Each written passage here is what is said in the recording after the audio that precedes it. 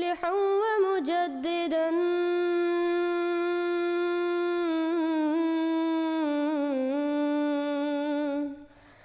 فارنوا بنظر طاهر وجنان.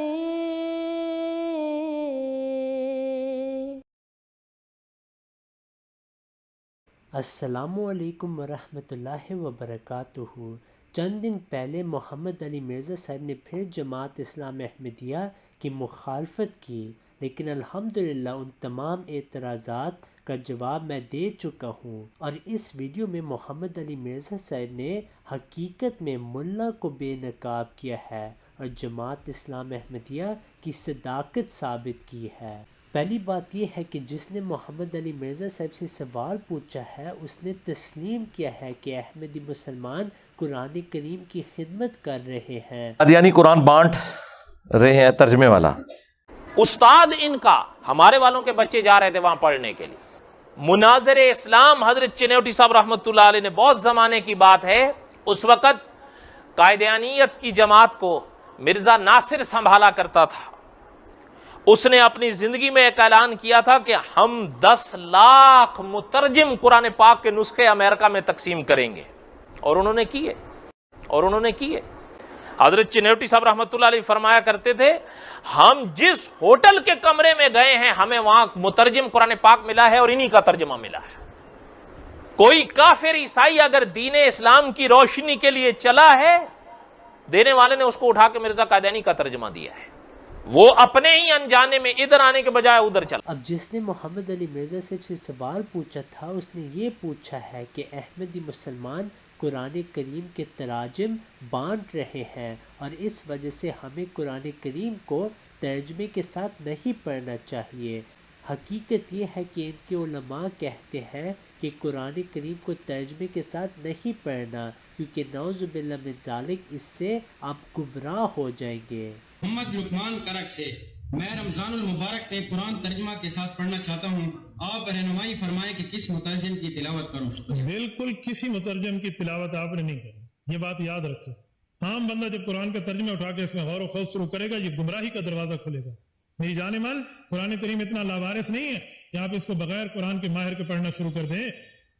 ڈاکٹری میڈیکل کی کتاب آپ بغیر ماہر کے نہیں پڑھتے، تو قرآن کریم بغیر ماہر کے آپ کیوں پڑھیں گے؟ ترجمے آپ کے لیے نہیں ہے، یہ طالب علم کے لیے، یہ انڈر کنسٹرکشن عالم کے لیے، جو ابھی زیر تعمیر ہے وہ اس کی مدد کے لیے. مگر کلام الہی سے محبت ایک ایسی چیز ہے جو نسلوں کو سنبھالے رکھتی ہے.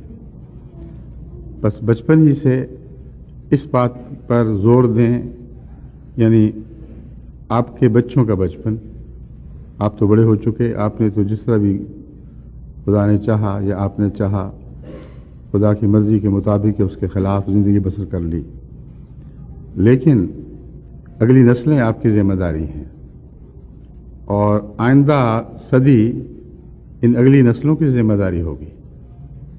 بس آج اگر آپ نے ان کو قرآن کریم پر قائم نہ کیا تو باقی ساری باتیں جو اس کے بعد بیان ہوئی ہیں ان میں سے کچھ بھی حاصل نہیں کر سکیں گے.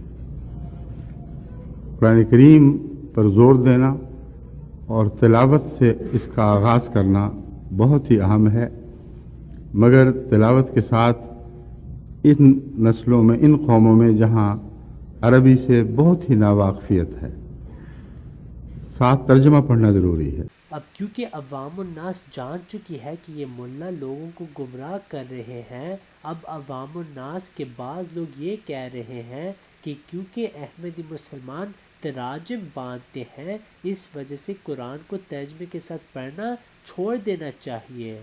اب اس ویڈیو میں محمد علی مرزا تمام مولویوں کو بے نقاب کرتا ہے اور کہتا ہے کہ احمدی مسلمانوں نے ترجمے نہیں بدلے بلکہ آپ کے مولویوں نے قرآن کے تراجم بدلے ہیں. اس لیے قرآن ترجمے سے نہ پڑھیں. یہ فیس بک، سوشل میڈیا، یار اس کی بجائے یہ کیوں نہیں کہتے کہ جی آپ یہ والا پڑھ لیں؟ ایکڑی اسلام دی خدمت ہے. یہ تو اسی طریقے سے ہے کہ اگر محسن بھٹی صاحب ایک ویڈیو ریکارڈ کروائیں کہ یہ دودھ جو ہے وہ 2 نمبر ہے، تو اس کے بعد کیا لوگوں نے چائے پینا چھوڑ دینی ہے یا بچوں کو دودھ پلانا چھوڑ دینا ہے؟ یار خدا کے لیے، قرآن کا ترجمہ اگر کوئی غلط کرتا ہے، ویسے تو میں اس بات کے ساتھ ایگری نہیں کرتا ہوں، قرآن کے ترجمے میں کوئی فرق ڈال ہی نہیں سکتا، تو آپ کیسے یہ کہیں گے کہ قرآن ترجمے سے ہی پڑھنا چھوڑ دیں؟ کہ ڈوڑا روند مار دو یار، پیٹ سے آپ آ کے بیٹھ گئے ہو. یعنی اگر کسی کے گھر میں کھانا صحیح نہ بنا ہو تو کہنا میں آج صبح روٹی نہیں کھانی. ترجمے میں کون کیسے بدل سکتا ہے؟ مجھے بتائیں. ایاک نعبد و ایاک نستعین، جس کے اوپر پوری توحید کھڑی ہوئی ہے، کس فرقے والے نے اس کا ترجمہ یا علی مدد کیا ہے یا شیخ عبد القادر جیلانی مدد کیا ہے؟ اے اللہ تیری عبادت کرتے ہیں، تجھی سے مدد مانگتے ہیں. تو یہ کس طرح کہہ سکتے ہیں آپ کہ ترجمے بدل گئے ہیں؟ الفاظ کے چناؤ میں فرق ہو سکتا ہے، ترجمہ نہیں بدلا. ترجمہ تب بدلے گا جب اعوذ باللہ من الشیطان الرجیم کا ترجمہ کوئی الٹ کر دے اور بسم اللہ الرحمن الرحیم کے ترجمے کو یہ سمجھ لے کہ شیطان کے نام سے شروع. نہیں، یہ کوئی نہیں کرتا.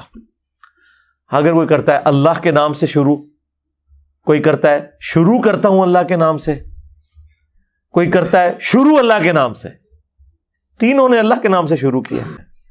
یہ چاہتے ہی نہیں آپ قرآن پڑھیں، اور یہ قرآن کے دشمن ہے کہ جی وہ جی ترجمہ کون سا ترجمہ بدلا ہے؟ ایون یہ جو قادیانیوں کے بارے میں بھی کر رہے ہیں نا، آپ کو اسپیسیفکلی کوئی پورشن لے کے آئیں کہ جس کے اندر انہوں نے ترجمے میں فرق ڈال دیا ہو.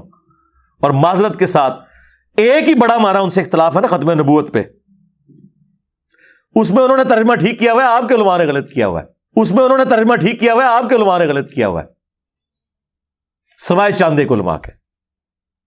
صرف اس لیے ترجمہ کیا ہمارے علماء نے تاکہ عقیدہ ختم نبوت کو کوئی حرف نہ آئے. یہ کون سا طریقہ ہے کہ ناک پہ مکھی بیٹھے تو آپ ناک ہی کاٹ دیں؟ خاتم النبیین کا ترجمہ نبیوں کی مہر ہے، لیکن قادیانیوں نے جو اس کا فہم لیا وہ غلط ہے. ترجمہ تو بالکل ٹھیک کیا. اس میں محمد علی مرزا صاحب نے ہم ٹی وی نیوز کا بھی جواب دے دیا ہے، جنہوں نے جھوٹا پروپیگنڈا کیا کہ احمدی مسلمان قرآن کریم کے تراجم بدل دیتے ہیں.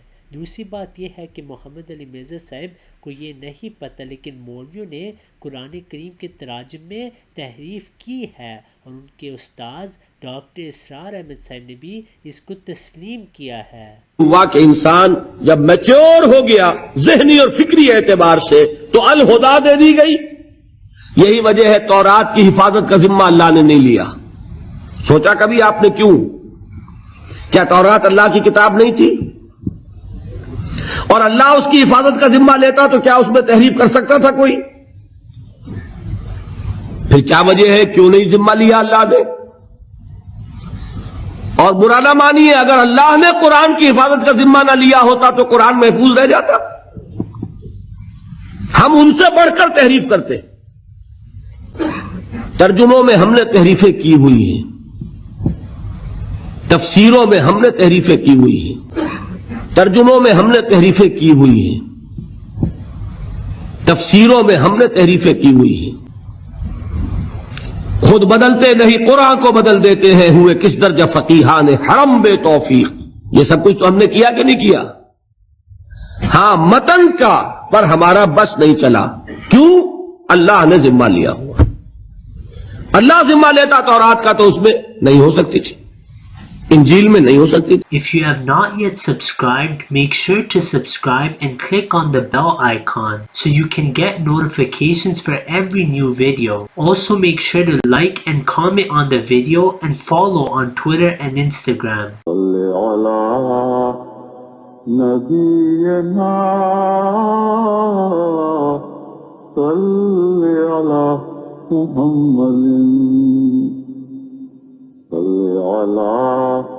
سفینا صلی علی محمد.